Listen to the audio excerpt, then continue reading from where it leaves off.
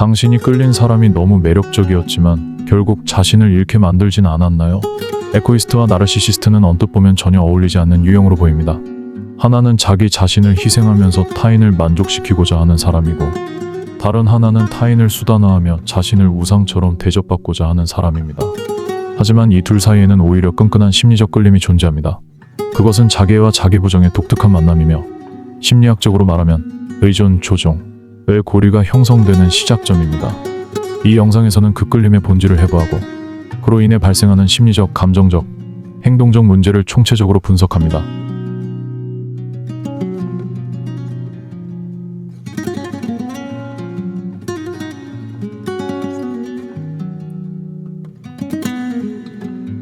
에코이스트는 외면적으로는 자기중심적인 사람처럼 보일 수 있지만 실제 그 본질은 과도한 자기희생과 인정 욕구로 구성됩니다. 심리학자 카렌 호르나이는 이를 거짓 자아를 유지하기 위한 과잉 보상이라 설명합니다. 이들은 다음과 같은 특징을 보입니다. 항상 괜찮은 사람으로 보이고자 합니다. 상대방의 감정, 기분, 태도에 과도하게 영향을 받습니다. 나도 사랑받을 수 있을까? 라는 불안감을 내면에 품고 있습니다. 이러한 에코이스트는 외부로는 강해 보이나 내면 깊숙한 곳에 자아불안과 거절 공포를 간직하고 있습니다. 그러면 나르시시스트는 전형적인 자기애성 성격장애 성향을 지닌 인물입니다. 이들은 자신의 자아상을 과도하게 이성화하고 그 자아상이 무너지지 않도록 끊임없이 타인의 인정을 갈구합니다. 스스로를 대단하게 여기며 칭찬과 존경을 요구합니다. 비판에 극도로 민감하며 이를 모욕처럼 받아들입니다. 타인을 수단화하고 감정적 공감 능력이 결여되어 있습니다. 미국 정신의학회에서도 나르시시스트는 관계 속에서 타인을 이용하는 자기중심적 성향을 보인다고 정의합니다. 이들이 끌리는 심리학적 이유는 서로의 욕구가 완벽하게 맞물립니다. 에코이스트, 나를 인정해줘. 나르시시스트, 나를 찬양해. 에코이스트는 인정 욕구를, 나르시시스트는 숭배 욕구를 충족받습니다. 처음엔 관계가 이상적으로 보입니다. 에코이스트는 이 사람은 나를 특별하게 만들어준다고 느끼고, 나르시시스트는 이 사람은 나만 바라본다라고 만족합니다. 하지만 이 관계는 곧 균형이 아닌 조종으로 바뀝니다. 에코이스트는 처음에는 나르시시스트의 집중적인 관심, 칭찬, 로맨틱한 표현에 황홀감을 느낍니다. 그러나 이 시기가 지나면 나르시시스트는 돌변합니다. 냉소적 태도, 감정적 거절, 무시하거나 침묵으로 처벌. 이것이 나르시시스트의 전형적 가스라이팅 패턴입니다. 처음에는 서로에게 매우 매혹됩니다. 에코이스트는 자신이 누군가에게 선택받았다는 사실만으로도 자존감이 높아진 듯한 착각에 빠집니다. 나르시시스트는 상대방이 자신을 중심에 두고 돌기 시작하는 그 순간부터 심리적 만족감을 얻습니다. 문제는 이 끌림이 평등한 관계가 아닌 위계적 관계로 발전한다는 점입니다. 에코이스트는 나르시시스트의 감정 변화에 따라 자신을 조절하게 되고 점점 심리적 종속 상태에 빠지게 됩니다. 나르시시스트는 관계 초기의 아래와 같은 행동을 보입니다. 이상화, 상대를 내가 찾던 바로 그 사람이라며 극찬합니다.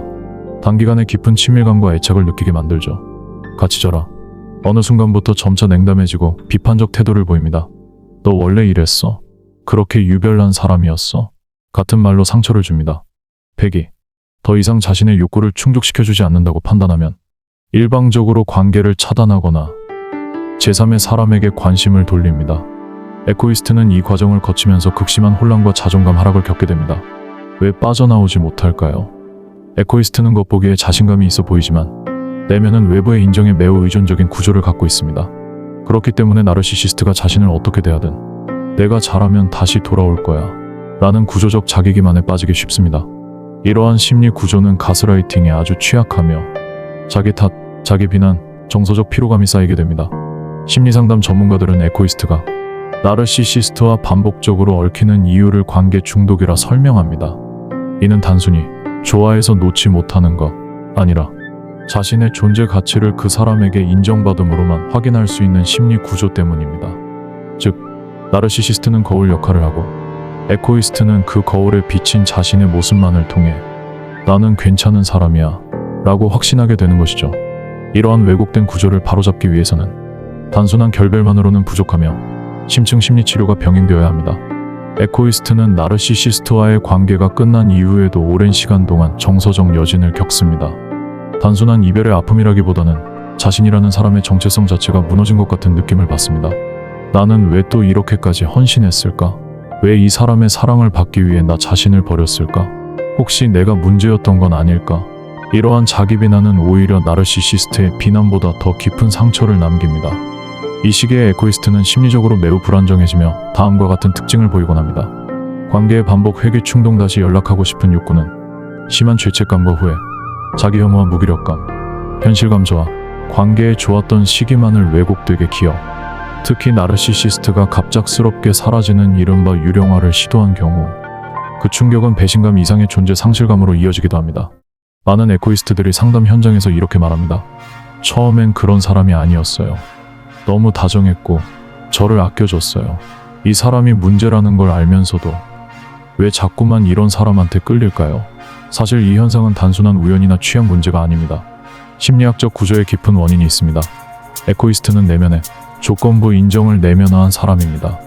즉, 무언가를 해내거나 희생하거나 맞춰주어야 사랑을 받을 수 있다고 믿는 것이죠. 그렇기 때문에 나르시시스트처럼 처음부터 자신을 높이 평가해주는 사람에게 본능적으로 끌립니다.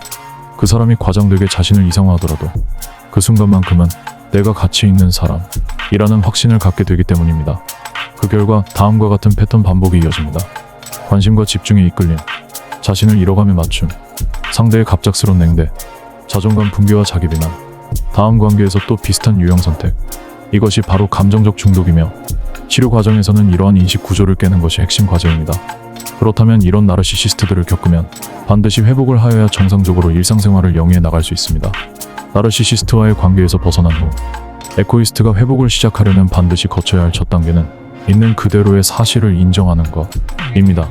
나는 나르시시스트의 사랑을 받은 것이 아니라 내가 그를 만족시키기 위해 헌신한 것뿐이었다는 사실. 내가 끌렸던 그 사람의 모습은 나를 조종하기 위한 가면일 가능성이 높다는 점. 상대의 행동이 나의 존재 가치와는 전혀 관련이 없다는 것. 즉, 상대방의 차가움 이꼬르 나의 결함이 아니라는 것. 이러한 인정을 하지 못하고 계속해서 과거의 관계를 이상화하거나 내가 조금 더 잘했더라면 이라는 후회를 반복하게 되면 회복은 매우 더뎌지고 재연결의 유혹에 쉽게 무너지게 됩니다. 당신의 마음에도 울타리가 필요합니다. 나르시시스트와의 관계에 반복적으로 빠지는 사람들에게 가장 필요한 것은 바로 자아 경계선입니다.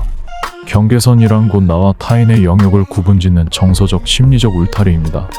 에고이스트는 이 경계선이 매우 흐릿하거나 아예 존재하지 않는 경우가 많습니다. 경계선이 무너졌을 때 나타나는 신호. 상대의 기분 변화에 과하게 흔들린다. 싫다. 그건 안 된다. 말을 거의 하지 못한다. 거절을 하면 죄책감을 느낀다. 상대방이 원하는 사람으로 자신을 맞춰나간다. 이런 성향은 결국 나르시시스트 같은 조종자에게 심리적으로 먹히는 구조를 형성하게 됩니다. 경계선을 세우는 실질적 방법. 감정에 이름 붙이기. 내가 지금 어떤 감정을 느끼고 있는지를 명확히 인식합니다. 불편함, 답답함, 짜증, 피로감 같은 감정을 외면하지 않고 받아들입니다. 내가 원하는 것 말하기. 나는 이럴 때 힘들어.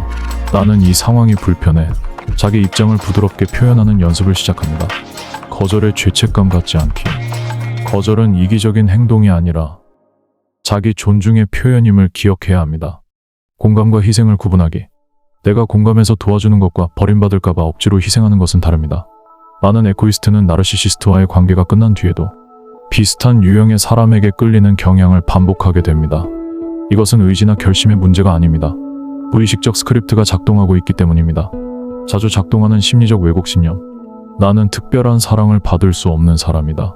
상대가 나를 힘들게 할수록 진심일 것이다. 모든 건 내가 더 노력해야 해결된다. 이러한 인식은 무의식 중에 나르시시스트적인 사랑을 당연하게 여기는 성향을 만듭니다. 심리 방어 시스템을 구축하기 위한 실천법. 심리적 재프레이밍 훈련. 상대방의 행동을 내 탓으로만 해석하지 않고 저 사람의 불안정성이 문제일 수도 있다 는 시각을 갖는 연습을 합니다. 감정 일지 쓰기. 일상에서 느끼는 불쾌한 순간, 이상하게 움츠러드는 순간을 적어보며 자기 감정을 자주 들여다보는 습관을 갖습니다. 마음의 안정기지 만들기. 신뢰할 수 있는 친구, 가족, 혹은 심리 상담가 등 심리적 피난처가 될 수 있는 존재를 확보해두는 것이 중요합니다. 에고이스트가 가장 회복되었다고 느끼는 순간은 바로 더 이상 나르시시스트에게 끌리지 않는 나 발견할 때입니다. 그 말은 곧 내 안에 공허함이 채워지고 자존감이 단단해졌다는 뜻입니다. 내면 회복을 위한 실천 루틴. 해야 한다보다 원한다에 집중하기. 지금까지는 늘 저 사람이 나를 좋아하려면 나는 어떻게 해야 할까 집중했다면 이제는 나는 어떤 사람이 되고 싶은가? 시선을 돌립니다. 혼자 있는 시간을 건강하게 보내기. 외로움을 무작정 피하는 것이 아니라 혼자 있는 시간 속에서 자신을 돌보고 채우는 경험을 쌓아야 합니다. 독서, 글쓰기, 명상, 운동, 자기 표현 활동 등을 통해 내면의 공간을 풍성하게 만드는 것이 핵심입니다. 작은 성취를 자주 경험하기. 자기 확신은 거창한 성공에서 오는 것이 아니라 매일의 소소한 실천에서 형성됩니다. 오늘의 나를 존중했다. 감정이 쌓일수록 외부의 인정 없이도 스스로 만족감을 느낄 수 있습니다. 에코이스트와 나르시시스트의 관계는 처음에는 운명적인 인연처럼 느껴지지만 결국에는 자아를 소진시키는 감정의 미궁으로 빠지게 됩니다. 그러나 분명한 것은 이 고리를 끊을 수 있는 힘은 자기 자신 안에 있다는 점입니다. 에코이스트가 스스로를 이해하고 자기 감정에 솔직해지고 자신만의 기준과 경계선을 갖기 시작할 때 그들은 더 이상 누군가의 인정을 위해 자신을 팔지 않게 됩니다. 그리고 진정한 회복은 더 이상 자신을 버리지 않는 사랑을 선택할 때 시작됩니다. 혹시 여러분도 나르시시스트와의 관계 속에서 지쳐본 적 있으신가요? 지금 이 영상을 보고 계신다면 그건 이미 자신을 회복할 준비가 되셨다는 뜻입니다.